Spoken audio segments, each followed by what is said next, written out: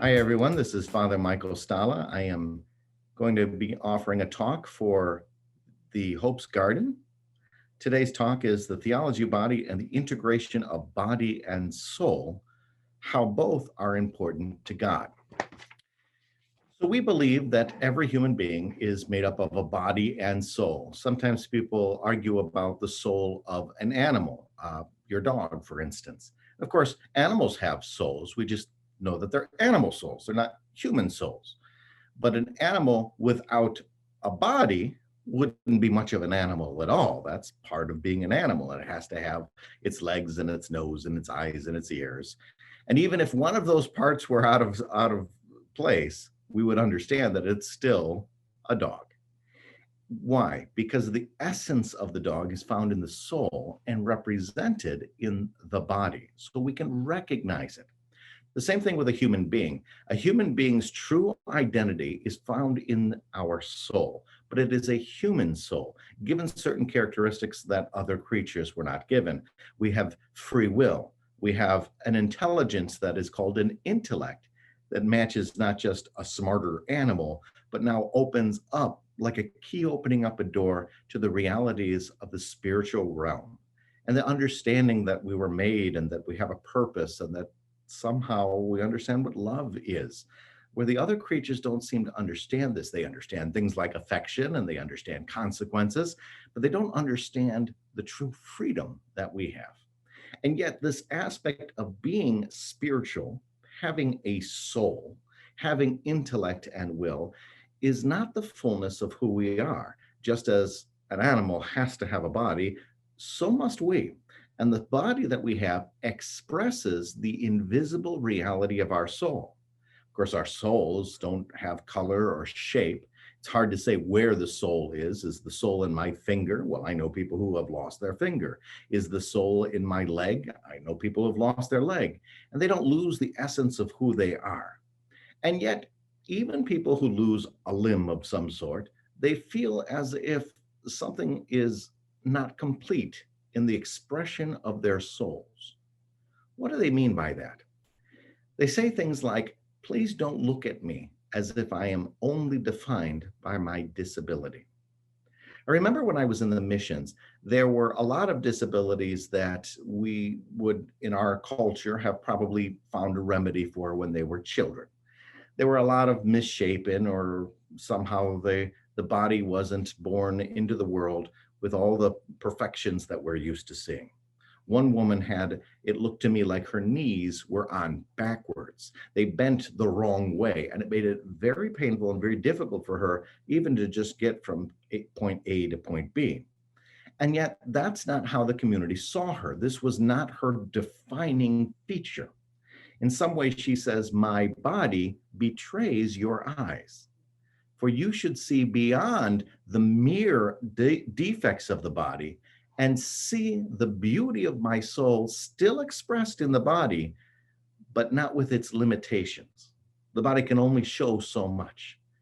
And yet, if we look harder, we can see beyond just the knees that seem to be on backwards. And therefore, she would lead the choir in song.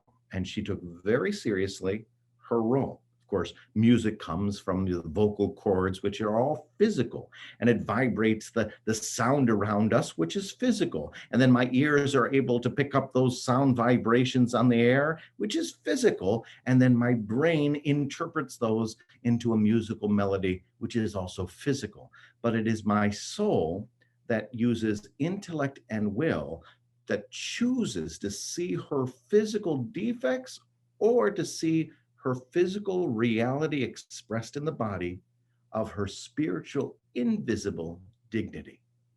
And so I see meaning in her, and she is not limited by the body. In some way, this is very important when it comes to the issue of pro-life. In the pro-life movement, we believe that everybody from the time of conception all the way to natural death, they are truly human, and that their physicalness is only a reflection of their spiritual essence, the identity they have. So no matter how small the child is or how old the person is, they still have an essential dignity as a human being. And that is expressed in the physicalness that they have. So we say, no matter how small or how old or how young, this is still a person worthy of respect. And their bodies are worthy of respect too.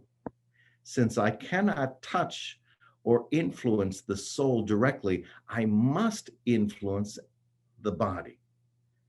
You think about who Jesus Christ is, how important it is for him to be physical. He touches people. He lets Thomas touch his wounds. He reaches out to the blind and puts mud on their eyes. There's this physicalness because he wants to physically be in contact with people as his body touches another body, but his soul also through the body touches your body, through which he touches your soul. And so the body and soul need to be held together. Also, when we think about the body and soul, we recognize that one day my soul will leave the body, but not forever. We believe in what's called the resurrection of the body. And when we get to heaven, apparently at some point, I don't know if it's at the end of time or the first day you get to heaven, that part wasn't revealed to us.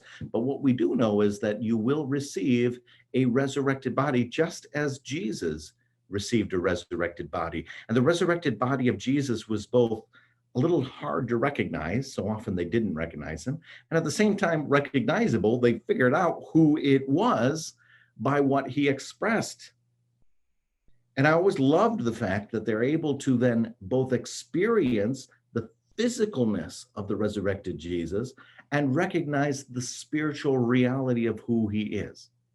I always joke around and say, when I get to heaven, I hope I'm thinner. My resurrected body has got to be a little bit taller, and I want all the gray hairs gone. What it really means is somehow this body, in its limitations, does not accurately describe my spiritual reality, but it's the only body I have. So I'm called to respect it and respect the body of others as a recognition that it's limited in its full expression of who I am. And I assume our resurrected bodies will no longer have those limitations. Just as Jesus could walk through walls, one day we will have a body that accurately reflects the beauty of my soul. While here on earth, we have those limitations. We have to work with it.